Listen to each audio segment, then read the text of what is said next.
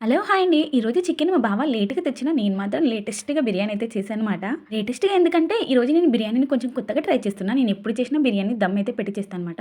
ఈసారి మాత్రం మా పెద్ద పిన్ని ఎలా చేస్తుందో మా పెద్ద పిన్ని స్టైల్‌లో అయితే చేస్తున్నాననమాట. ఇదైతే నేను మా పిన్ని దగ్గర నుంచి కాపీ కొట్టిన రెసిపీలేండి. ముందుగానే కడిగి పెట్టుకున్న చికెన్‌లేకి ఉప్పు, కారం, పసుపు, బిర్యానీ మసాలా, తర్వాత గరం మసాలా, చికెన్ మసాలా, కొంచెం అల్లం వెల్లుల్లి పేస్టు, పెరుగు వీటిని మొత్తం కలిపి ఒక అర్ధగంట సేపయితే రెస్ట్ ఇస్తుంది.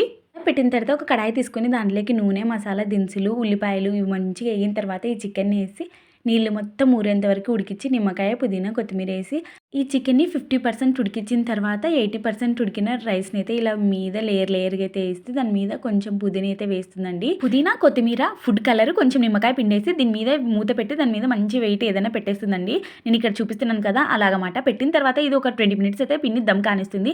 అంతేనండి మన చికెన్ బిర్యానీ రెడీ అయిపోయింది. నేనైతే ఈ చికెన్ బిర్యానీలోకి ఈరోజు పెరుగు పచ్చడి అయితే చేసినాను. ఈ చికెన్ బిర్యానీలో బాస్మతి బియ్యం లేకపోయినా టేస్ట్ మాత్రం చాలా అంటే చాలా బాగుంది.